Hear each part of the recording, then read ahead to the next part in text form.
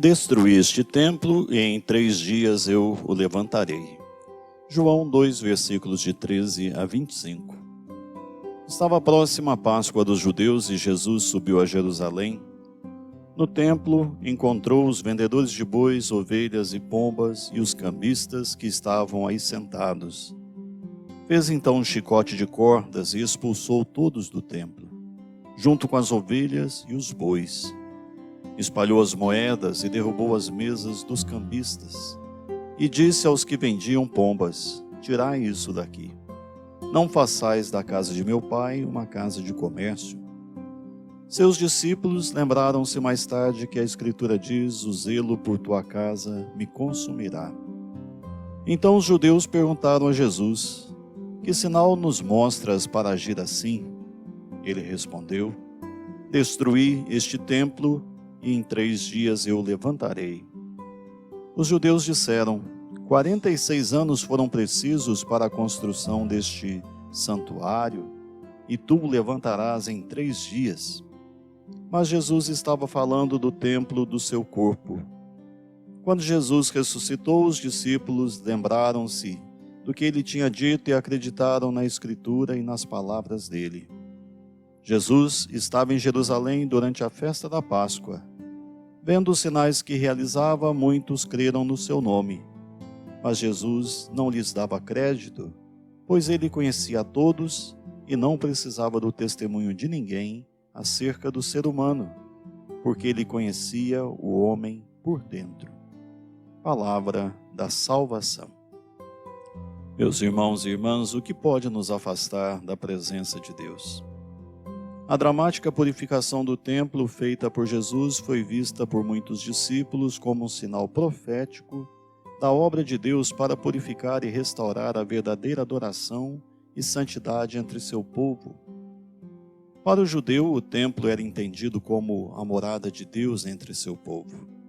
Quando Deus libertou seu povo da escravidão no Egito, ele os trouxe em segurança através do Mar Vermelho e os conduziu ao Monte Sinai, onde fez uma aliança com eles e lhes deu uma nova maneira de viver em bondade e santidade.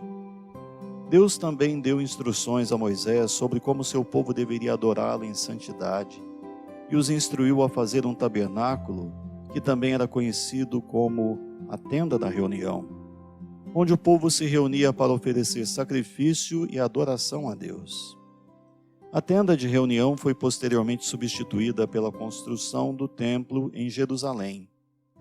As Escrituras do Novo Testamento nos dizem que servem como cópia e sombra do santuário celestial, o verdadeiro templo de Deus no céu. A purificação do templo por Jesus também é um sinal profético do que ele deseja fazer com cada um de nós. Ele sempre procura nos purificar de nossos caminhos pecaminosos, para nos tornar templos vivos de seu Espírito Santo.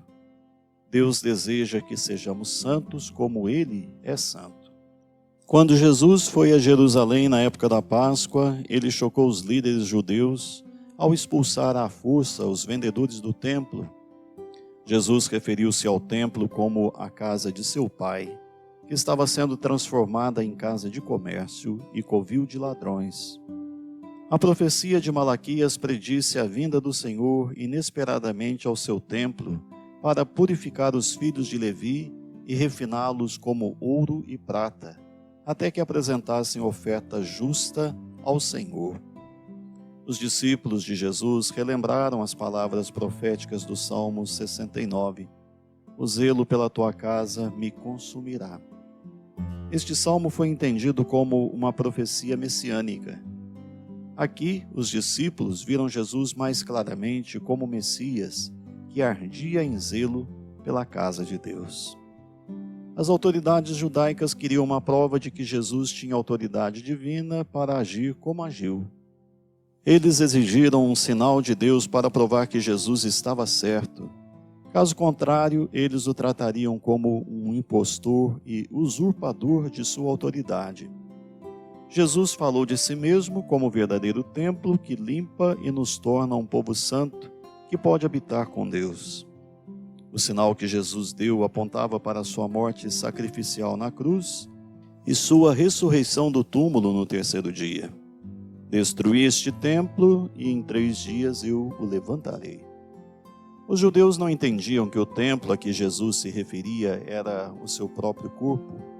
A tenda do seu corpo tinha que ser primeiro destruída, isto é, ser morta como sacrifício expiatório pelos nossos pecados, a fim de abrir o caminho para que pudéssemos entrar livremente na santa presença de Deus em seu santuário celestial.